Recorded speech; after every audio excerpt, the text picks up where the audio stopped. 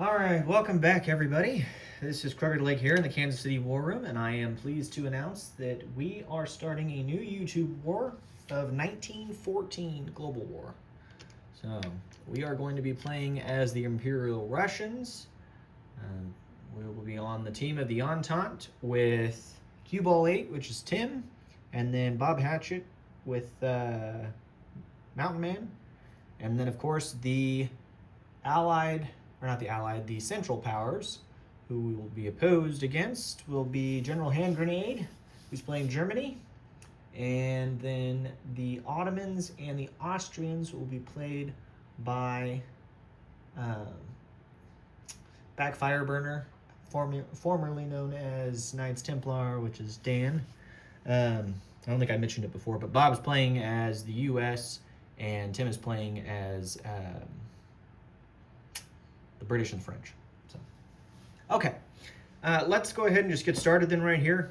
So we have $23 to spend this turn. We are in the summer of 1914. The war has just broken out. We did off camera a quick run through of the prequel. We had absolutely terrible tech rolls as the Imperial Russians. We missed every single one of our tech rolls during the prequel. So we have just one roll of defense in depth for stage 1 in hopes that we'll get it. And then money-wise, out of the $23, we have $5 to spend on a factory upgrade. We have $4 to spend on a Cossack. We're going to spend $1 and do diplomacy on Greece, because Greece is very important. We can't let Greece fall. And then we have $13 here to spend on a militia upgrade, and 3 infantry. And then in addition to that, we have our reserves to place for the Russians. And our reserves are as follows. We will have a recon balloon, which is primarily used for Navy. And then we'll have a fighter, an artillery, and 8 infantry. We got the fighter from a prequel event. So that's what we're going to do. So let's get into it. We do have 3 combat moves. They're all fairly straightforward. 2 are convoy raiding and 1 is an attrition. Otherwise, lots of non-combat. But let's get into our rolls here. So let's do tech first. So defense in depth for stage 1. Come on, a 4. Okay, we're off to a great start. So we missed that. And then diplomacy for stage 1, or no, to move them from stage 1 on the Ottomans track back to neutral, we need a 2, I believe. And it's cocked. Come on. Hey, we got a 1. How about that? Okay. So, that's good for us. We needed that. So, Greece will move back to neutral. So, there's that. Let's get into combat moves. So the coastal sub that's here in A14 is going to move to A13 in convoy raid. Then the artillery that starts in Grando province is going to do an attrition attack at a 1 into Galicia. And then finally, the coastal sub that starts in M11 is going to do a convoy raid against the Ottoman line. So we are at war with the Ottomans as the Ottomans declared war on their turn. So let's get into the rolls here. So we'll start with the attrition shot at a 1. Grab a 1 dice here. Okay, here we go. And that's a miss, ladies and gentlemen. It's a 12. It's about as bad as it could get. Okay? Let's move you over here a little bit better. I should be able to see a little better. Okay. Looks like we used all of our luck against the Greeks for diplomacy, which is unfortunate. Okay, now we have convoy rating, so we'll start with the German line. We have coastal subs, so we do have a plus, I think it's a +1 It might be a +2. I'll have to go back and look. But I know it's at least a +1. So white will be the defender as always. Black will be the attacker. So we got a 4. They got a 3. So we do at least 1 damage. I'll go back and I'll look, like I said, to see what it is. We did either 1 or 2 damage, depending on what the modifier is. And then the Ottoman line, which there's only $1 available here. And looks like we did the full damage. There's a 4 there and a 2. So the Ottomans lose $1, and the Germans will lose either 1 or 2. But I'll let everyone know in the notes as always, and we'll adjust it off screen. Okay, so that's it for combat moves. There's a lovely glare there. Let's adjust. That's a little better. Okay. So starting up here in the north, this cruiser is going to move out of A14 and go back in port with the pre-dread. Before we get any further, I do want to designate that the commander that's here in Grando province is going to be the effective commander this round because of the supply path to a major factory in Moscow, and he's paired with the fighter. So that's his effectiveness. So there's that. Coming back over here, the the infantry that starts in Karelia is going to walk into Petrograd. The artillery that's here is going to be railed down to Transcaucasia. So place that there. And you might ask what all the ones are. That is, we're replacing units. So, okay. Then, the Cossack that's here in Donetsk Cuban has a movement of 2 and is impeded by terrain, so he'll go 2 to Transcaucasia. Okay. And then, zoom out a little bit. The artillery and the infantry, so the artillery from southern Ukraine and the infantry from Crimea are being picked up by the transport and dropped off into Transcaucasia. So we'll do that. Then you're going to see overlap here, but the artillery that starts all the way over here in Primorsky Krai is going to be railed. This is our second rail movement. He'll be railed all the way down to Transcaucasia. So we'll place him down there, so that makes us 3 artillery. Then the artillery here in Moscow is going to be towed by the truck down to Donetsk Cuban, so they'll go 1, 2. The cavalry here will go 1, 2. So we'll do that. The militia here in Oral-Kursk is going to move to, or from Moscow to Oral-Kursk, excuse me. The militia here in, we'll leave him there. We'll leave that there. What else? Back over here. The infantry from,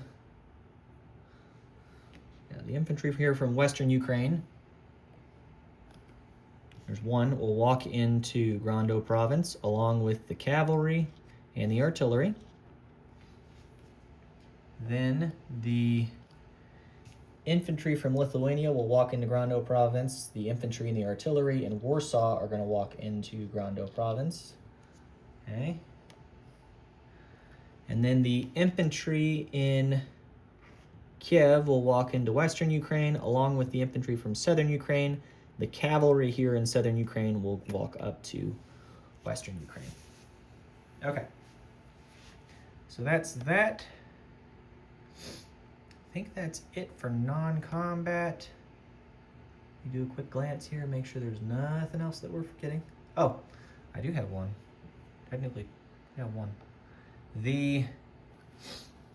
One of the commanders, though he is not effective at the moment, is going to have a movement of 6. So he's going to go 1, 2, 3 to Donetsk Cuban, and then have 3 more movements. He'll go 4, 5, 6, but we'll do 5. He's going to go to Transcaucasia.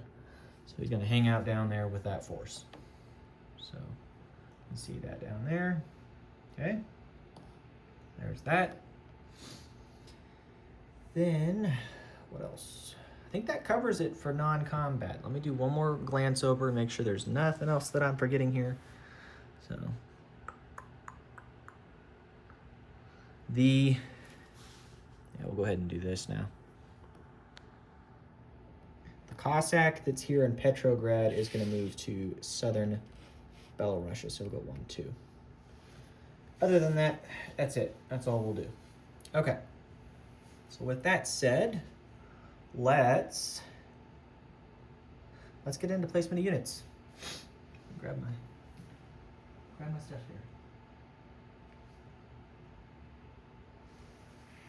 Okay. So the factory upgrade for the major will go here in Petrograd.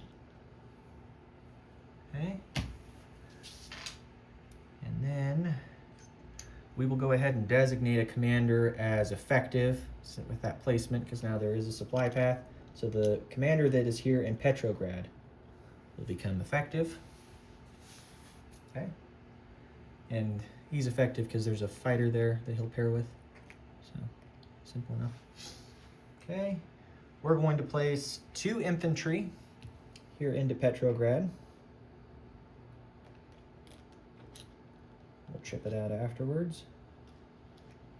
Okay. We're going to place an infantry here into Latvia and an infantry into Lithuania. Those are all placed. We're going to put an infantry into southern Belarusia. We're going to add an infantry to Rondo province. The militia is going to go to Warsaw. Okay. We're going to put an infantry into Kiev and an infantry into western Ukraine. Leaves us with 3 more still. We're going to place an infantry into southern Ukraine. And then go down here. The militia upgrade will go to, what's this called? Armenia. We're going to place an infantry in Armenia using the manpower icon. We just have to have manpower present in order to do the upgrade. We're going to place an infantry into Transcaucasia. We're going to place the Cossack into North Caucasia.